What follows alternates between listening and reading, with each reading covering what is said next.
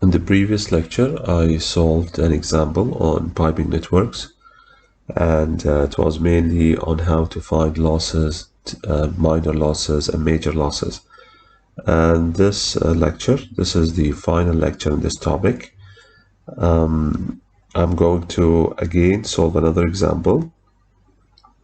Let me just go through the example with you. Two water reservoirs, A and B, are connected to each other through a 40-meter long, 2-centimeter diameter cast iron. So I have this is water reservoir A, this is B. As you can see, they are huge, they are big, and they are connected here. They are connected through 40-meter long. So this is L, it's given for you, it is 40 meter and 2-centimeter diameter. So D is equal to 2 centimeters. Cast iron. So now the material is cast iron. So you can go to the table or Moody diagram and get epsilon. With a sharp edged entrance, he started to tell you now the minor losses. So this is the sharp edged entrance. The pipe also involves a swing check valve. So this is a swing check valve and a fully open gate valve, and this is fully open gate valve.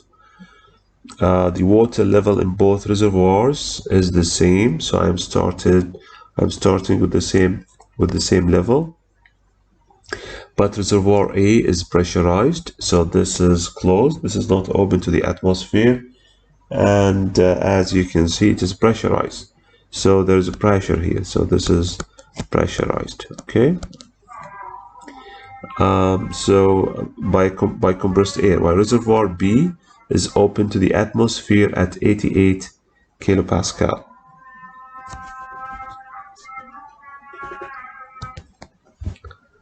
So now if the initial flow rate through the pipe is 1.2 liter per second, so this is the volumetric flow rate, 1.2 liter per second. Determine the absolute air pressure on top of reservoir A. Take the water temperature to be 10 degrees centigrade. So he is telling you that determine the absolute. So he wants the absolute pressure here. Okay, the absolute pressure here. And also you are given the water temperature to be 10 degrees centigrade. So you know from this you can get the density and viscosity. Okay, the density and viscosity of water at 10 degrees centigrade.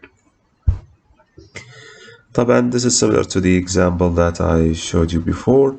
So I can start by looking at the properties of water.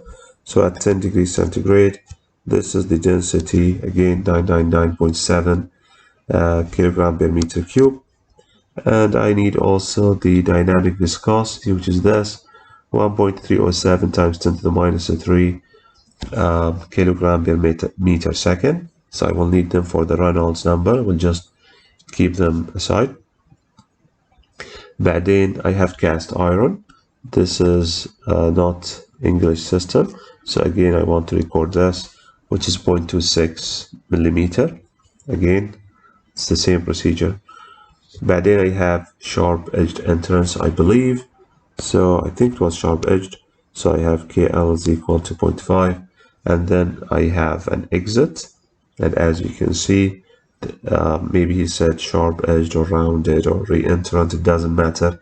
It is always alpha. So let me assume for the time being that I calculated the Reynolds number, which I can, and it turned out to be turbulent flow. So I will take alpha to be 1.05. بعدين I have a swing check valve. So for a swing check valve, KL is equal to 2. And I believe the last component was a gate valve, which is fully open, and KL is equal to 0.2. So I'm done with the minor losses. So let me now go to the problem, I mean statement, the assumptions, etc. So the flow is steady incompressible, the entrance effects are negligible, and thus it is fully developed. He started to say that the flow is turbulent, and this should be verified, as I told you, and there are no pumps or turbines in the piping system. As you can see, this is the piping system. It doesn't contain any of those. The density and dynamic viscosity of water were obtained to be as such. And this is, I showed you how to use the tables for this. The loss coefficient 0.5 for the sharp-edged entrance, 2 for the switching valve, 0.2 for the fully open gate valve, and KL1 or 1.05 for the exit, and the roughness of the pipe to be 0.3026 meters, and I have just showed you all of this stuff. And in order to solve this problem, we have to look at the energy balance equation.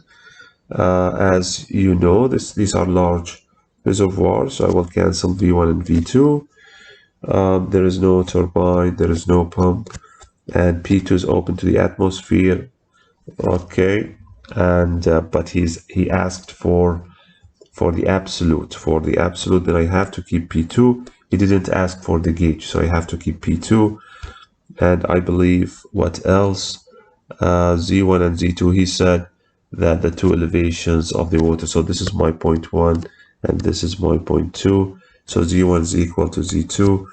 So those will cancel as well. And finally, my equation reduces to this. This is my unknown. Everything else is known. And all what you have to do is just to multiply rho g here and multiply rho g here. And I'm getting this easy equation to be solved for P1, the absolute pressure here at the top of this tank, because it is closed.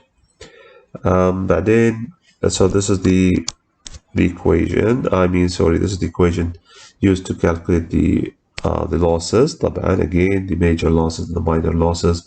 And again, we took V as a common factor because it is fixed for the whole pipe. The pipe is with one diameter. So V is equal V dot over A. A is equal to, I believe, this is A. The diameter is equal to centimeters. So the velocity was found to be 3.82 meters per second. The Reynolds number was found to be 58,400. Is equal to rho dV, or viscosity. And so it is greater than 4,000. So the flow is turbulent. So alpha. So then we can say that the KL for the sharp exit from the pipe is equal to 1 or 1.05. And then the flow is turbulent. And if the flow is turbulent, then I have to use one of the three methods to find the friction factor. I cannot say that the friction factor is equal to 64 over Reynolds number as in the laminar flow. So epsilon over D is equal to 0.013, and Reynolds number is equal to 58,400. So I have to go to the Moody chart. This is what I'm going to do. So 58,400. So this is 50,000. This is 60,000. So I'm close to 60,000. Okay. So I will just go up like this. So later on I can just reduce it a little bit. And I believe what was the over D 0.013. So let me go back. 0.013. So this is 0.015, 0.01. So I am in between. Let me also now go in between. So this is just continues, and maybe I am a little bit higher here, somewhere like this. Okay, so maybe I am I don't know, maybe here, and from here I can just go straight and look at reading. So somewhere here maybe. Okay, so what's this reading? Maybe it is, so this is 0.04, this is 0.05, so this is maybe 0.041. So this is maybe my friction factor, 0.041.